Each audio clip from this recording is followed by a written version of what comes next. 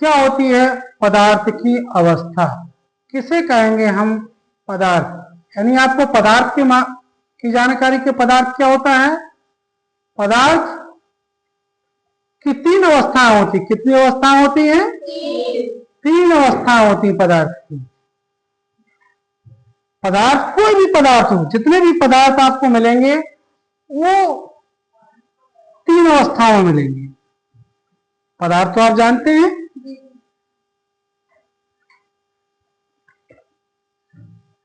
जो द्रव्य है जिसमें भार होता है, स्थान घेरता है, वो द्रव्य है। अब पदार्थ, जितने भी पदार्थ होंगे प्रकृति में पाए जा रहे हैं, आप लोग देख रहे हैं, वो सभी तीन अवस्था में होते हैं। आप मेज कुर्सी पर बैठे हैं, ये कौन सी अवस्था है? पानी पी रहे, वो कौन सी अवस्था है? परिवेश में पाई जाने वाली सभी अवस्थाओं को आपको जानना होगा। पदार्थ की तीन अवस्थाएं, ठोस, द्रव और गैस। पदार्थ की कितनी अवस्था है? तीन, ठोस, द्रव, गैस। और ये अवस्थाएं एक दूसरे में परिवर्तित भी होती हैं। ठोस, द्रव, गैस की जो अवस्था है वो एक दूसरे में परिवर्तित भी होती है। पहले ये ठोस अवस्था। कौन सी अवस्था? ठोस अवस्था। ठोस अवस्था क्या होती है? ठोस अवस्था का मतलब होता है कि पदार्थ की वह अवस्था जिसमें आकार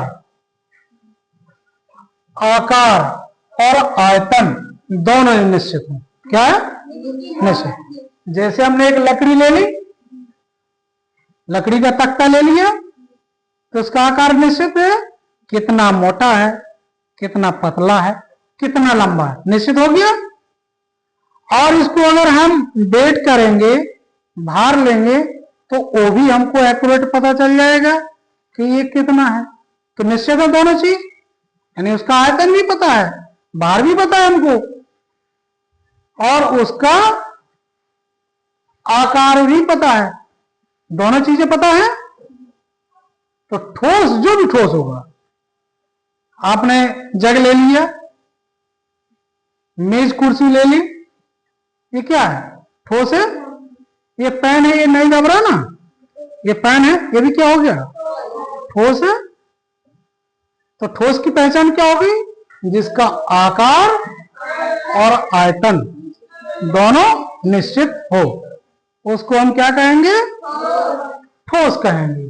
ठीक, उसको हम ठोस कहेंगे। दूसरा प्रकार होता है द्रव। क्या होता है? द्रव। द्रव का मतलब होता है कि इसका आयतन निश्चित, इसका कोई निश्चित आकार नहीं होता है, लेकिन आयतन निश्चित होता है। अब कैसे? जैसे मान के चलिए हमने 1 लीटर पानी लिया, 1 लीटर पानी, एक गिलास लिया, और हमने ये गिलास हमने ले लिया, और गिलास में हमने 1 लीटर पानी ले लिया, भर लिया। तो पानी तो 1 लीटर है ना, तो इसका आकार कुछ और होगा। अगर हम एक जग ले लें, उसमें 1 लीटर पानी ले लें, तो उसका आकार कुछ और होगा। 1 लीटर पानी को घड़े में डाल दें, तो उसका आकार कुछ और होगा। 1 लीटर पानी को जमीन में गिरा दें, तो वो पूरा फैल जाएगा। उसका आकार क्या होगा? अनिश्चित होगा, अलग अलग होगा। उसका आकार क्या होगा? अलग होगा, है ना? बात समझ आ रही है? अलग हो ना, आकार अलग हो, लेकिन मात्रा कितनी है उसकी? 1 ही लीटर। मात्रा कितनी है उसकी? मात्रा में कोई परिवर्तन नहीं हो रहा, लेकिन परिवर्तन किसमें हो रहा है? आकार में। यानी कहने का मतलब है कि द्रव को जिस बर्तन में अगर रख दें, वो उसी का आकार ग्रहण कर लेता है। क्या कर लेता है? उसी का आकार वो ग्रहण कर लेते हैं। जिस बर्तन में रखे उसी का आकार वो ग्रहण करेगा। ये किसकी पहचान होती है? द्रव की। किसकी? द्रव। द्रव की पहचान होगी कि जिस बर्तन में रखेंगे उसी का वो आकार ले लेगा। तो द्रव का आकार निश्चित नहीं होता है। क्या निश्चित नहीं होता है? आकार। लेकिन आयतन कैसा होगा उसका? निश्चित होगा। आयतन उसका निश्चित होगा। ठीक है। द्रव में बहाव होता है और इनका आकार बदलता रहता है। तीसरी जो अवस्था है पदार्थ की वो है गैस। क्या है? गैस। गैस क्या होती है? गैस के सिलेंडर दिख रहे हैं आपको? आपके यहां भी होगा। गैस का न तो आकार निश्चित होता है और न ही आयतन निश्चित होता है। दोनों कैसे होते हैं? अनिश्चित। अगर हम गैस को इस कुंडे से छोड़ें तो वहां पर भी आपका एहसास हो जाएगा, है ना? तो इसका आकार और आयतन कैसा है? अनिश्चित। इसको अपन गैस को क्या उठा के तोलने का कि कितने लीटर है, कितना किलो है, नहीं, है ना? तो आकार और आयतन कैसा है? अनिश्चित। इनके अणुओं में भी भिन्नता होती है। अब थोड़ा सा आप देखेंगे, जो ठोस होगा, ठोस के अणु बहुत पास पास होंगे। इसके अणु क्या होंगे? बहुत पास पास होंगे। ठोस के अणु कैसे होते हैं? पास पास होते हैं। ये दिख रहा है आपको गोल गोल? ये ठोस के अणु बहुत पास पास हो गए हैं। ठीक है। जब पास पास होंगे तो इनका आकार अनिश्चित होता है ना? द्रव देखेंगे, ये द्रव के अणु थोड़ा दूर होंगे। ठोस की अपेक्षा द्रव के अणु दूर दूर होंगे। दूर दूर हो गए।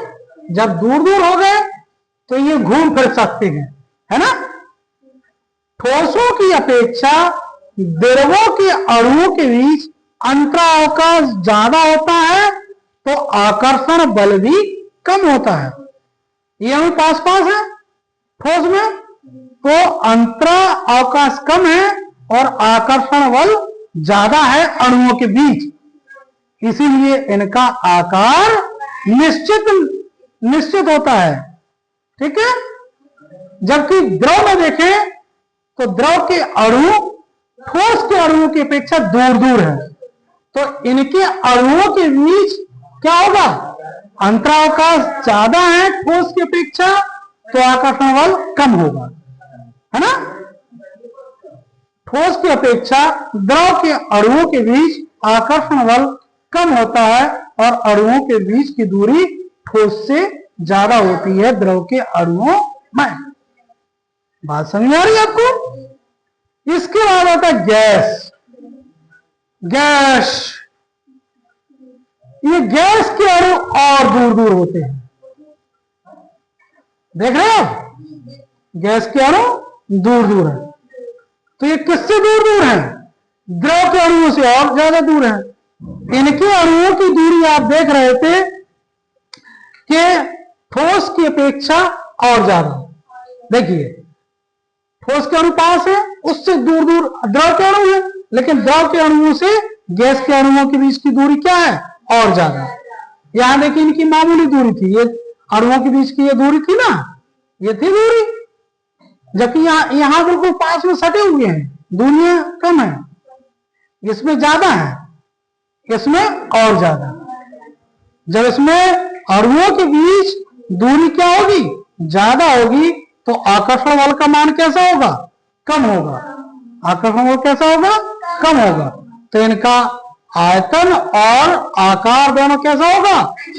अनिश्चित होगा। किसमें? गैस में।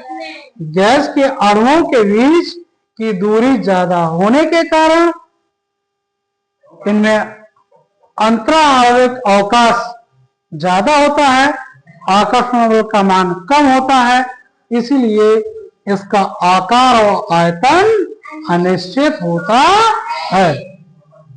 बात समझ में आपको? ठोस, द्रव और गैस।